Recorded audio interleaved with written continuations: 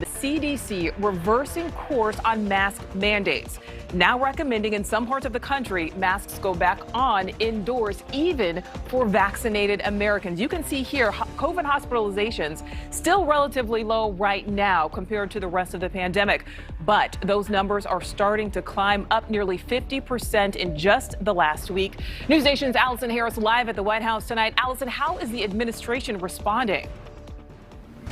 Well, Nicole, the CDC is recommending that people put on their masks indoors yet again. And this is as the president is again mentioning the possibility, and I want to stress here, the possibility of lockdowns and shutdowns. The CDC this afternoon saying that even those who are fully vaccinated should wear masks in areas where there is low vaccination and high COVID spread. The CDC is showing those areas today in red, making up almost 2/3 of all U.S. counties, meaning much of the southeast and parts of the west. President Biden saying that if we have more vaccinations and more mask wearing, then we will not have to return to the lockdowns and the closures that we all experienced in 2020. The CDC director saying today that new scientific data shows that even those who are fully vaccinated can carry and transmit the Delta variant. And that's the variant that's called COVID on steroids, which is both more transmissible and more severe. This is a major reversal for the Biden administration, which declared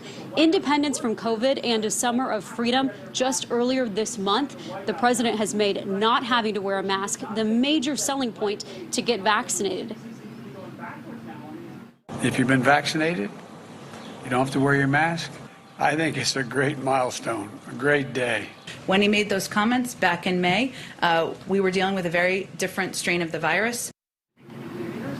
51% of the country is not fully vaccinated. The CDC director saying that this could have been avoided had more Americans gotten their shots. The CDC also recommending today that students at all grade levels, kindergarten through high school, wear masks going back to school, even if they're over 16 and they have already been vaccinated. Just last week, the governor of Florida said that students there would not be, quote, muzzled by masks. Florida is one of several states, including Arkansas, Iowa, Montana, South Carolina, Tennessee, and Texas, that have banned mask mandates. The White House and health experts are reiterating that the science shows that people who are fully vaccinated have great protection against severe illness from this virus.